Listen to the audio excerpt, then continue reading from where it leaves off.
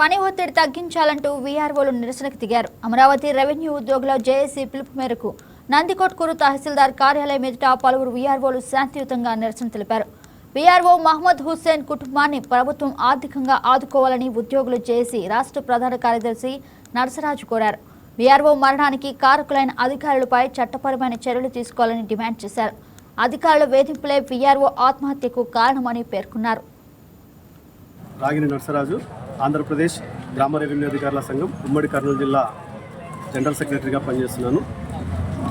గత శనివారం రోజున కర్నూలు అర్బన్లో గ్రామ రెవెన్యూ అధికారి గ్రేడ్ 2గా పనిచేస్తున్నటువంటి మహమ్మద్ హుస్సేన్ అటువంటి మా గ్రామ రెవెన్యూ అధికారి హఠాత్తుగా తెల్లవారుజామున ఉరివేసుకొని ఆత్మహత్య చేసుకున్నాడనే సంగతి అందరికీ తెలిసిందే. ఈ విషయంలో తన మరణానికి ఎవరు కారకులు, తన మరణానికి కారణం ఏంటని అందరికీ తెలియజేస్తూ ఒక సూసైడ్ నోట్ను కూడా విడుదల చేయడం జరిగింది. అందులో సంబంధిత తహసీల్దార్ గారు మరియు ఎలక్షన్ డిప్యూటీ తహసీల్దార్ గారే నా మరణానికి, నా చావుకు కారణం అని చెప్పి క్లియర్గా రాస్తూ ఆయన చనిపోవడం జరిగింది. వీటన్నిటికీ కారణం ఏంటంటే తను పని ఒత్తిడికి బాగా గురైనాడు. తను ఆ పని చేయలేకపోతున్నాను, నాకు విధులు మార్చండి, బిఎల్ఓగా నేను పని చేయలేకపోతున్నాను, ఫీల్డ్ విజిట్లకు వెళ్ళలేకపోతున్నాను, నాకు ఆల్రెడీ సర్జరీ అయింది, ఆ సర్జరీ వల్ల నేను ఎటువంటి ఫీల్డ్ ఎంక్వైరీలకు పోలేకపోతున్నాను అని చెప్పేసి సంబంధిత తహసీల్దార్ గారికి, ఎన్నికల డిప్యూటీ తహసీల్దార్ గారికి తెలియజేశానని మనకు ప్రాథమికంగా తెలిసింది. కానీ అవి అన్నప్పటికీ కూడా అతన్ని మార్చకుండా బిఎల్ఓ విధుల నుంచి తప్పించకపోవడం వల్ల ఆ బిఎల్ఓ పనులు చేయడంలో తను వెనుకబడినట్టుగా కూడా తెలుస్తుంది. ఆ తర్వాత ఆ విధంగా బిఎల్ఓ విధుల్లో ఆయన రిపోర్ట్స్ అంటే పూర్ పర్ఫార్మెన్స్ ఉందని చెప్పేసి సంబంధిత మున్సిపల్ కమిషనర్ గారు కూడా ఆయనకి షోకాజ్ నోటీస్ ఇచ్చినారు.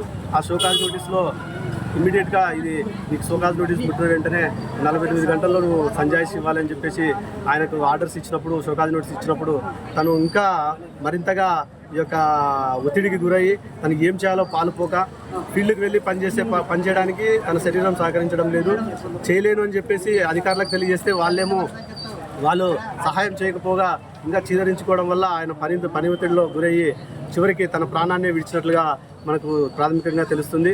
ఈ విషయాన్ని సంబంధిత జిల్లా కలెక్టర్ గారికి కూడా దృష్టికి తీసుకుపోతే మేడం గారు కూడా వెంటనే స్పందించేసి ఈ విషయంలో తనకు కావాల్సినటువంటి ఏవైతే అవసరాలు ఉన్నాయో వెంటనే గుర్తించి మేడం గారు కూడా సహాయం అయితే చేయడం జరిగింది.